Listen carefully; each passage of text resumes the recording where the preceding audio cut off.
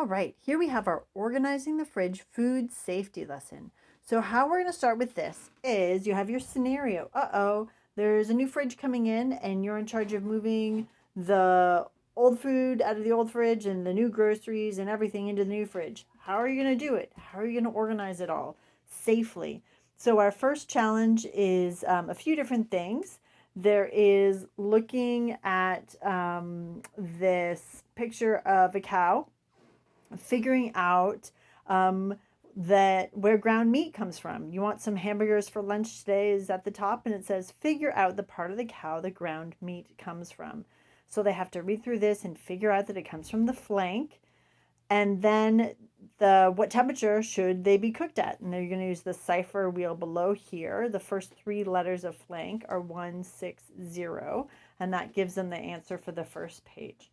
So then the next one is a connect the dots, and they have to follow directions 1, 2, and 3 to find the temperature that the chicken is cooked to. Because again, when you're organizing the fridge, it's the items that are cooked the most or that have to come to a highest internal temperature that go on the bottom, right? Because the juices that drip down possibly from above, so there's no cross contamination, right?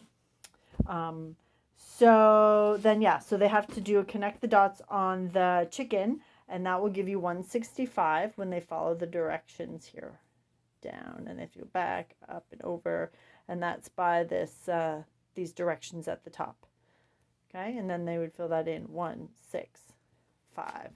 Awesome. And then this challenge, this part you'll need to prep ahead of time. It's a straight line puzzle. You cut it up, and then they again just rearrange it into shape. And this gives them cooking temperatures for items. So it's going to help them at the end again when they're organizing their fridge, because food that needs to be reheated to 170 goes on the bottom. Poultry would go, say, next shelf up. Ground meat and burgers above that, so that, right, if the juices from the burger were to drip down onto the chicken, it would be fine because they would be cooked to a high enough temperature. That's how a fridge works for storage.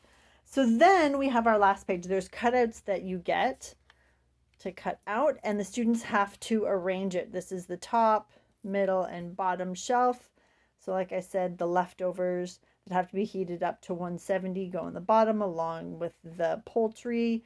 And then we have our steak and our ground beef, which are in the 160, 165 range on the middle shelf. And then the top, of course, is your ready-to-eat foods, vegetables, milk, cheeses, things like that. All right, that is how this almost print and go activity works.